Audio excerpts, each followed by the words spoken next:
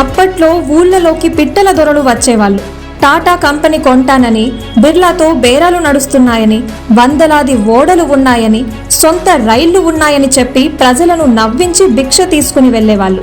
ఇప్పుడు రాజకీయాల్లో సైతం పవన్ కళ్యాణ్ అచ్చం అలాంటి డైలాగులు వేస్తూ చివరకు రాజకీయ జోకర్ గా మారిపోయారు. తానొక కెరటాన్నని, తాను ఎవరికి సలాం చేయనని, తానొక శిఖరాన్నని, ఎవరికి తల వంచనని చెబుతూ తనకు తాను భారీగా ఎలివేషన్లు ఇచ్చుకున్నారు. దానికి తోడు పోరాటానికి స్ఫూర్తి ప్రదాత అంటూ చెగువేరాను, భగత్ సింగ్ ను సైతం గుర్తు చేసేవారు. తన ప్రచారం కోసం వారాహి అంటూ ఒక భారీ వాహనాన్ని సిద్ధం చేశారు. దానికోసం కూడా భారీగా ప్రచారం చేశారు. ఇక జనసేన కోసం ఏర్పాటు చేసిన సోషల్ మీడియా విభాగం శతగ్ని సైతం విపరీతంగా ఆయన్ను ఎలివేట్ చేస్తుండేది.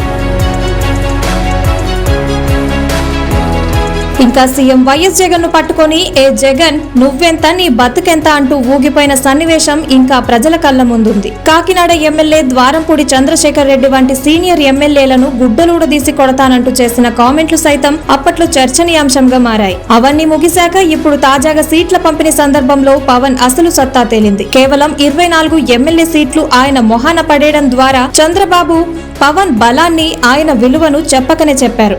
బాబు అరెస్ట్ అయిన సందర్భంగా పవన్ వెళ్లి పరామర్శించి రావడం, ఆ తరువాత ఆయన్ను రోడ్ల మీద దొర్లేసిన దృశ్యాన్ని గుర్తు చేసుకుంటున్న ప్రజలు, జన సైనికులు ఇప్పుడు పవన్ కు దక్కిన సీట్లు చూసి తుతు దీనికోసమేనా నువ్వు ఇంత ఊడిదం చేసింది, ఇదేనా నీకు బాబు ఇచ్చిన విలువ అని అవహేళన చేస్తున్నారు. పవన్ కన్నా తెలంగాణలో పోటీ చేసిన బర్రెలెక్క నయం కదా, దమ్ముతో పోరాడింది.